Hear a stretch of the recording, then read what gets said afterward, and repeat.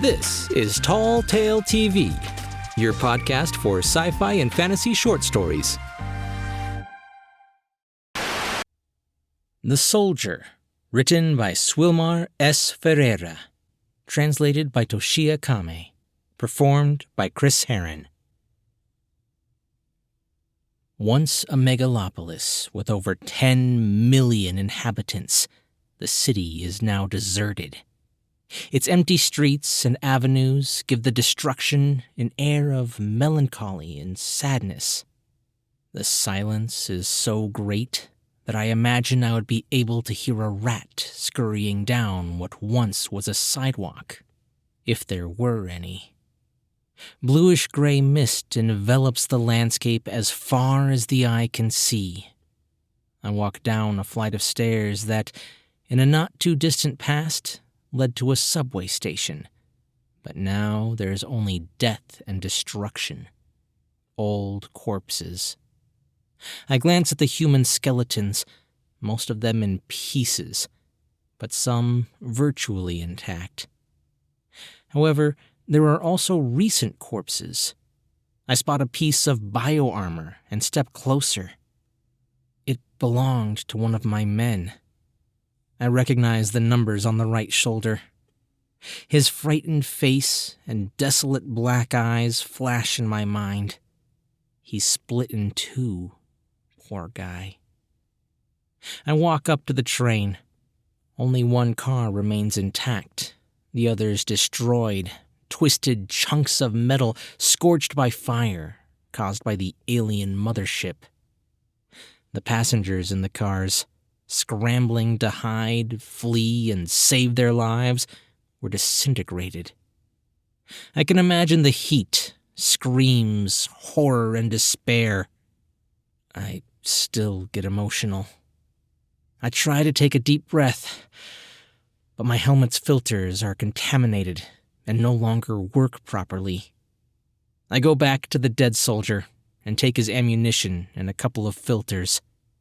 I must live. The light shimmering from a crater in the asphalt, blown open by a plasma gun, illuminates nearly the entire station. I climb the stairs and look up at the sky. It looks greenish. Maybe it's my visor, but it doesn't matter. Not anymore. I'm a decoy, a rat in a trap to entice cats. That's how we have been fighting for the past 5 years.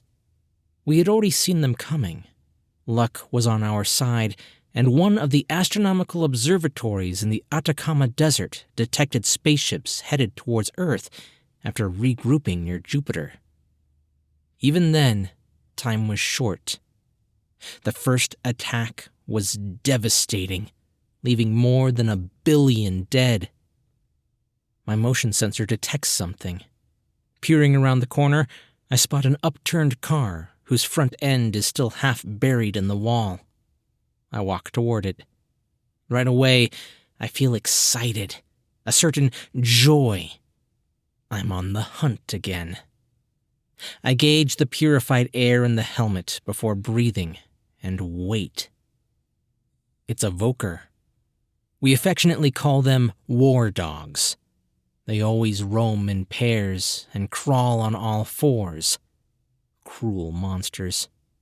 They're one of the 3 species that attacked us, and all of them are intelligent native species from the same planet. At the beginning of the attacks, hundreds were brought in. They landed in our cities and killed many of our kind. But that has changed. Many of our scientists moved into underground labs that functioned as giant bunkers in various parts of the globe, and our fiber optic cable communication system works, however precariously. I remain still and lean against the bodywork, waiting. They crawl through the middle of the debris-strewn streets.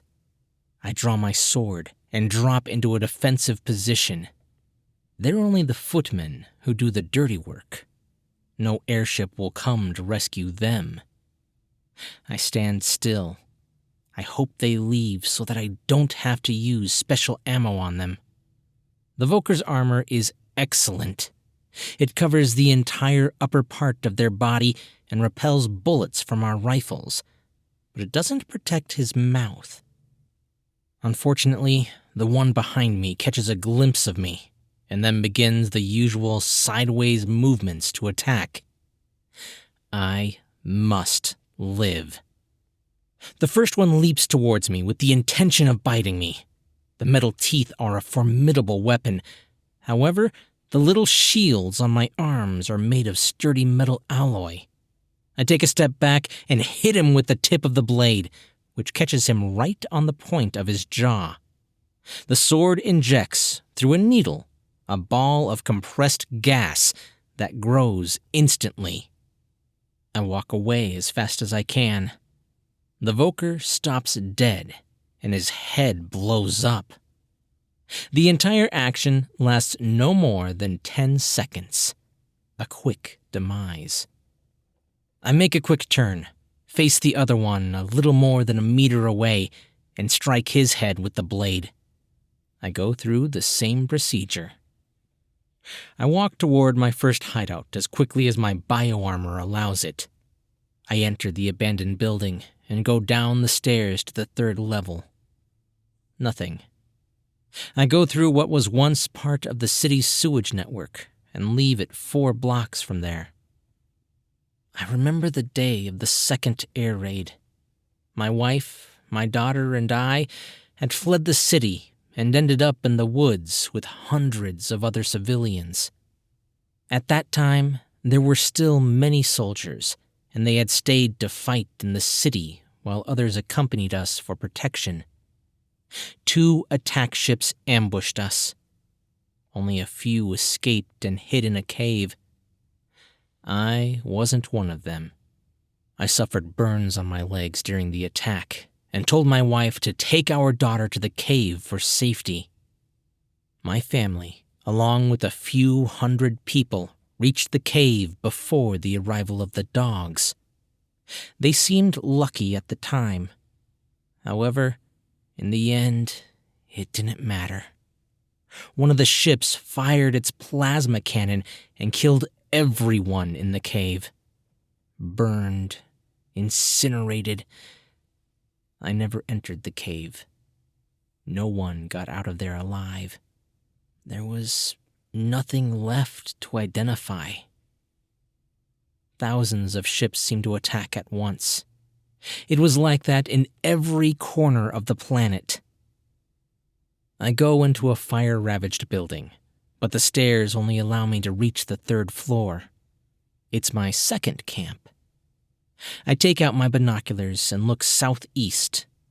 I see another soldier trying to camouflage himself some 3 kilometers away. I turn northwest and spot a group of 5 ogres. We call them that because of their grotesque, horrendous, and powerful bioarmor. Much better than what the Vokers use. Ours is similar. You know, anything goes in a fight for survival. Tech theft, reverse engineering, and all of a sudden, we also have our bioarmor. I pick up the electrical trigger and charge it with our special ammo for ogres, delivered directly from a bunker in Central America. If I manage to strike 1 or 2, they will call reinforcements. Then, usually the winged ones come with their plasma guns. Things have changed a bit in the past year. Our weapons have improved a lot. Too bad for the aliens. I remove a heavy concrete slab to make it easier to escape from the staircase, but doing so can jeopardize my safety.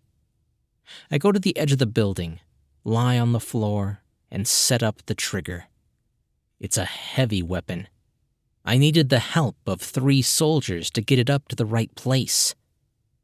The ogres are marching toward me, 2 ahead and 3 behind. I look at the last one, still far away, but I shoot anyway. There's no sound. Success? Luck? Screwed? I don't know. The bullet is about 6 centimeters long, and when it hits the ogre's armor, it opens up and injects another smaller bullet that penetrates the bioarmor. He falls. The others don't seem to notice it and keep walking. 2, 3, 4 steps. Enough time for me to reload, aim, and fire again. Now I'm screwed. I hit the place that could be the head. This time, they realize. But I'm already reloading as they turn on their technology to find out where I am. I drop to my knees, fire a third shot, manipulate the equipment, and make my third kill. I've never managed this before. An ogre leaves the street and enters the building. The other one runs, turns a corner, and disappears from my sight. I assume he's coming to try to encircle me.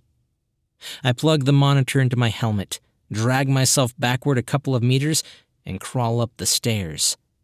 I grab my backpack, climb down as fast as I can, and hide. I know they will attack me, because the noise on my monitor indicates that the ogre has asked for backup, and soon the winged ones will be here. I'm going to my hideout number 4. I have 5 of them.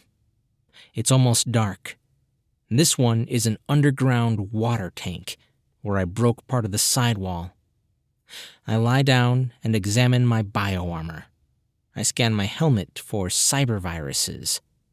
Nothing. 6 weeks ago, the colonel who leads the resistance in the city called my platoon and gave us this mission. It's a suicide mission, I said at the time. But that is your mission, Captain, he answered. Yours and your men's. Out of 26 men, the first one to die was my lieutenant, and the last one, the soldier I saw at the subway station this afternoon. I think 9 of them can still engage in combat. 3 wounded men who were able to leave were discharged and returned to the base outside the city. Maybe only they have survived. I open a compartment in my belt, take out the joystick, and start setting up the trap for flyers. I also take out 2 photos. The first one has the image of my wife nursing my daughter. She smiles, and even after so long, I miss them. The second one shows my mother and my older brother. He couldn't walk because of a degenerative disease. 10 years older than me, he was my best friend.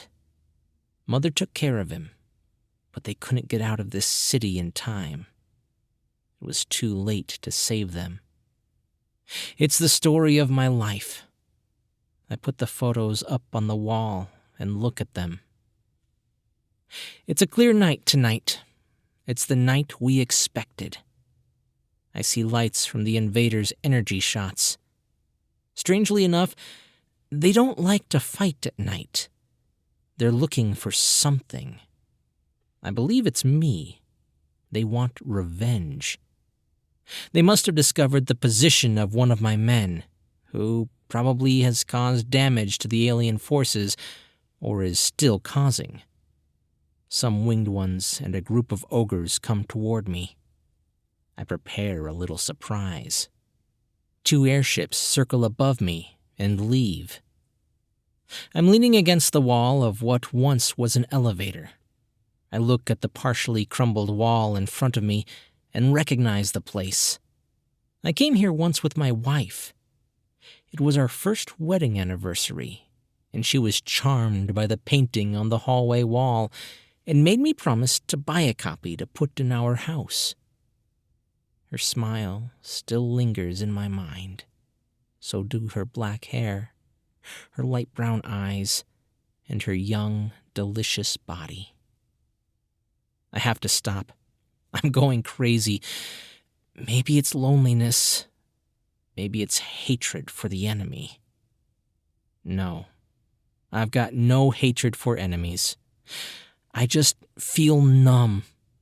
I just want to get out of here, out of town, and eat decent food. I just want my wife and daughter back. I want my mother and brother. I want my job. I just want my old life back. I remember a famous scientist once saying he considered it irresponsible to send our planet's position to deep space using radio signals and other means of communication. We paid for it. These aliens took many of us. I don't know what for. Maybe for food, slaves, studies. I don't know. An explosion brings me back to reality. As I walk to the edge of the first floor, the ogres are just a few meters away from one of the surprises I prepared. Then, all of a sudden, 2 flyers are above my head. I think they scanned me. I trigger the surprise. It's a 2-stage mine. The first one jumps into the air and, upon blasting, sends out hundreds of poisonous needles over 360 degrees. Their bioarmor becomes saturated with toxic matter, and their defense systems make their respirators open. The second stage is triggered automatically after 5 seconds and spreads venomous sodium chloride gas and some other element scientists in a bunker in Europe found to be lethal to the invaders. Gas is released in all directions. In a little over a minute, all the ogres, about 30, are dead. I did some damage. The airships are made of biological materials, such as armor, but they're more sophisticated, more intelligent, and more dangerous when they're piloted by the third alien race, for they form a kind of symbiosis. I once heard a story told by a French pilot who had seen them while he was a prisoner. They were similar to us. Large, white hair and thick gray skin. Hairless. They're already firing toward me. I go to the windows and pick up the joystick. I activate my favorite toy, a quadricopter. Made out of polymer, a square with 1.5 meters on each side. It has 4 propellers that enable it to fly, and 2 dart triggers with injectable gas. The shots of energy guns are getting closer. I fly my toy up, close to the first airship, and fire a syringe against it. Then a blast causes the wall to collapse on me. I survive. My armor is efficient. My heart beats fast.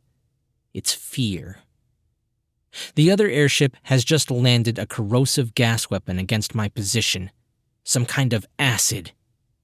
If I hadn't changed the filters earlier today, I'd be dead.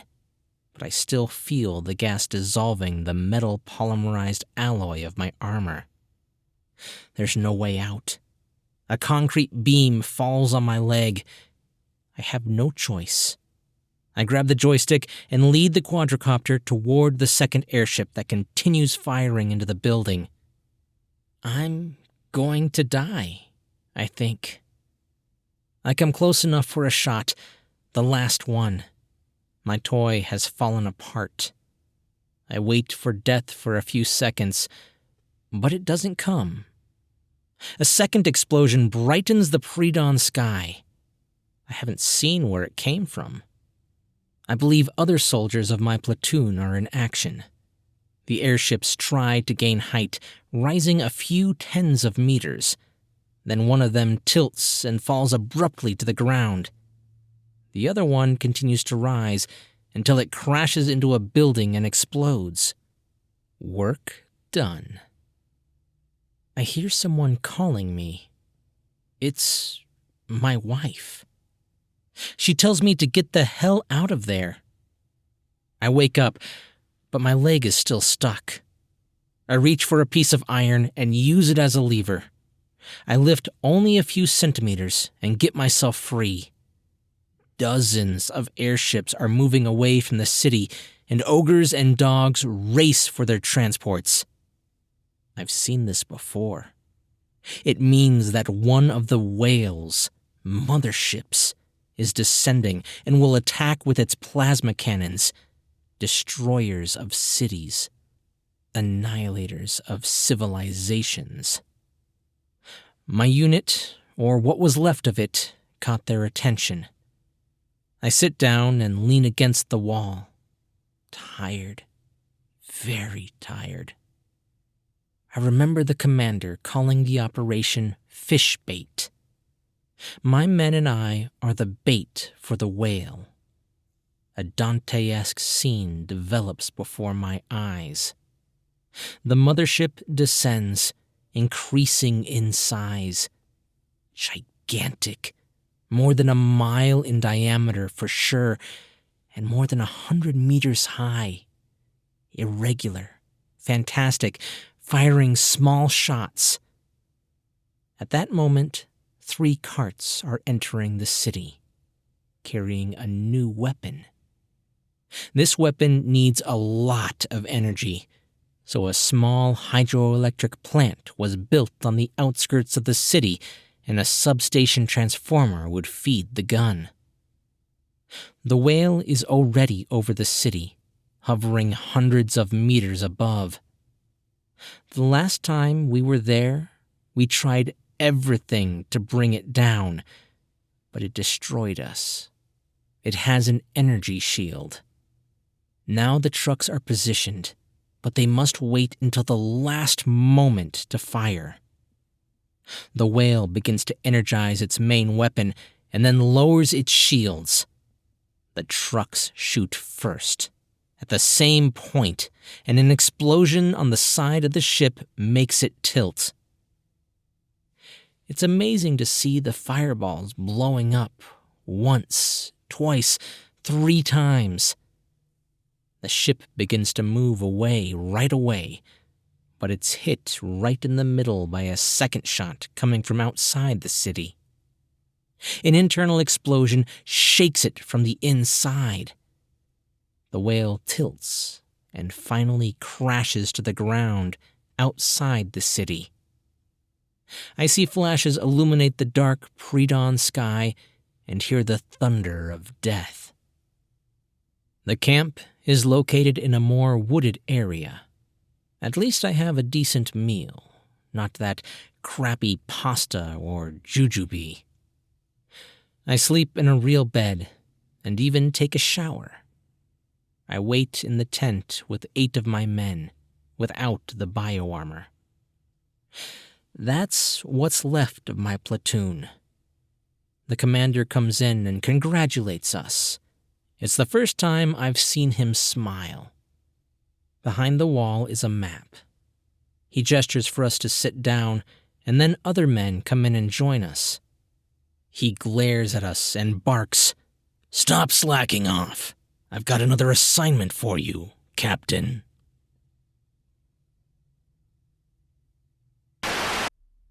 Swylmar S Ferreira lives in Brasilia, Brazil's capital city. He is a passionate reader of fantastic literature and apprentice in the art of writing. Writers he admires include Philip K. Dick, Neil Gaiman, and Stephen King. He blogs at Fantasticantos, Escritos y Literarios. Translated by Toshiya Kamei, his story The Soldier previously appeared in Teleport magazine. Hey guys, I hope you enjoyed that. It's not often I get to do the aliens destroyed the world kind of fiction. Surprisingly, it doesn't seem to be that popular of an apocalypse concept. Most of the post-apocalyptic stories I get are all about how humans destroyed their own planet, whether through war or genetically engineering a new type of cockroach. I've had quite a few of them, actually. So this was a bit refreshing to have one of the classic ones that I grew up with. One of my favorite movies was actually Independence Day, although watching it now, I don't know why I liked it so much. It's not the best. Still, it was fun. This story was actually translated by Toshiya Kamei, which you may have heard me talk about before. He's an amazing translator who sends me stories from all over the world, from authors whose first language isn't English. So he translates them, sends them my way, and it is just so much fun seeing stories with all these different cultural influences. I hope you guys liked this. If you did like it, be sure to leave a comment or a thumbs up if you're listening on YouTube or Facebook. And if you're listening to the podcast version, maybe head over to iTunes or Apple Podcasts to leave a review. And of course, be sure to subscribe for brand new short stories twice a week. I'm Chris Herron, and that's it for today's Tall Tale TV.